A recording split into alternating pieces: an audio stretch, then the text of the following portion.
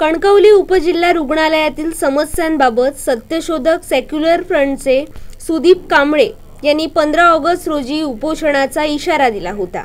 या पार्श्वभूमीवर जिल्हा रुग्णालय ओरोसचे निवासी वैद्यकीय अधिकारी डॉक्टर सुबोध इंगळे यांनी सुदीप कांबळे यांच्याशी चर्चा केली।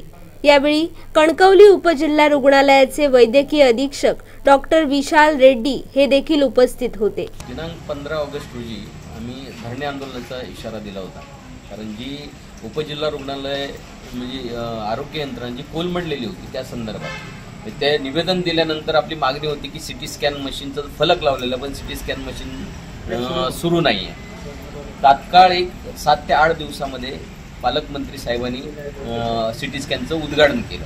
ही पहिली मागणी आमची 7 ते 8 दिवसामध्ये पूर्ण झाली। त्यानंतर इतर ज्या मागण्या होत्या त्या हळूहळू टप्प्याटप्प्याने सुरू, लिफ्ट बंद होती ती लिफ्ट सुरू झालेली आहे। तसंच जे वैद्यकीय अधिकारी नव्हते, वैद्यकीय डॉक्टर नव्हते, जे रजेवर असायचे त्यांना सुद्धा आमची मागणी होती की ते हजर असायला पाहिजे, ते सुद्धा हजर व्हायला सुरुवात झालेली आहे।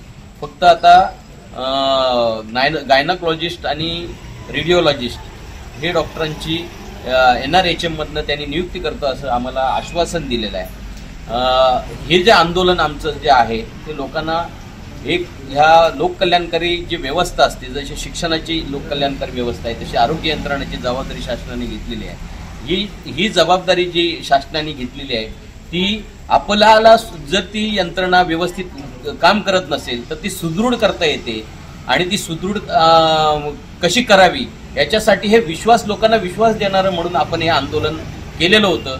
आणि तो जो त्या आंदोलनाला आपल्याला यश मिळतं त्याचं एक महत्त्वाचं जे गोष्ट आहे ती लोकांना विश्वास येईल की ह्या लोककल्याणकारी व्यवस्था आहेत, ज्या व्यवस्था आहेत त्या सुदृढ करता येतात।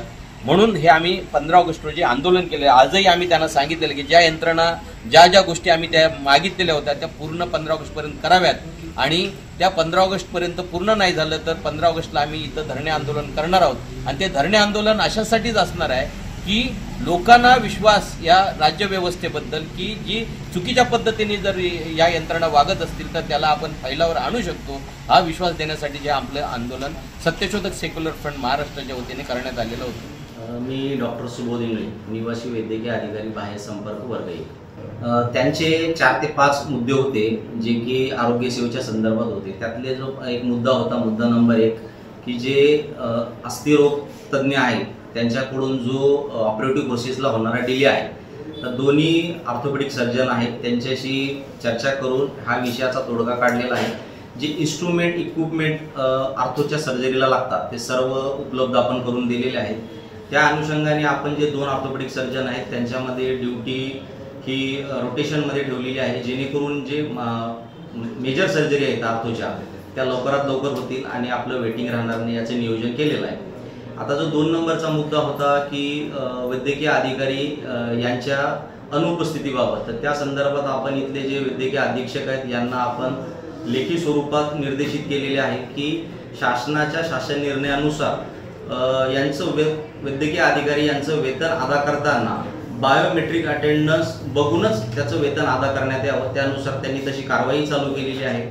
सिटी स्कॅन जो आहे तो आपला सुरू झालेला आहे, व्यवस्थित सर्व रुग्णांना त्याचे सर्व्हिसेस सुरू आहेत, तशा प्रकारचा नामफलकही आपण लावलेला आहे। जो मेडिकल कॉलेजच्या संदर्भामध्ये विषय होता GMC सिंधुदुर्ग, तर ते आपल्या जी डिपार्टमेंट आहे त्याच्याशी रिलेटेड नाही, पण ते त्यांच्याशी पण आपण जे तिथले जे वैद्यकीय अधीक्षक आहेत, तिथले मेडिकल सुपरिटेंडेंट आणि तिथले डीन अधिष्ठाता त्यांच्याशी चर्चा केलेली आहे, तसा त्यांना पत्रव्यवहारही केलेला आहे।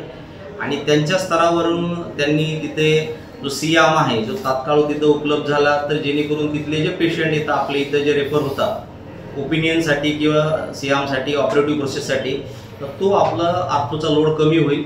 त्या अनुषंगाने आपण तसे आता चर्चेमध्ये जे पत्रव्यवहार आहेत ते करायचं ठरलेलं आहे। तज्ज्ञ डॉक्टरांच्या संदर्भामध्ये जे सोनोग्राफीसाठी डॉक्टर त्यांनी सांगितला होता, तर आपली इथं जे डॉक्टर चौगुले होते रेडिओलॉजिस्ट अगोदरचे, तर त्यांची प्रशासकीय बदली झाल्या कारणामुळे त्यांना कार्यमुक्त केलं। आता आपल्या इथं जिल्ह्यामध्ये जे डॉक्टर रुपेश जाधव आहेत जे मेडिकल कॉलेजला रेडिओलॉजिस्ट म्हणून आहेत तर त्यांना आपण 2 ते 3 दिवस आपण इथे त्यांची सेवा आपण वर्ग करत आहोत, जेणेकरून रुग्णांना गैरसोय होणार नाही.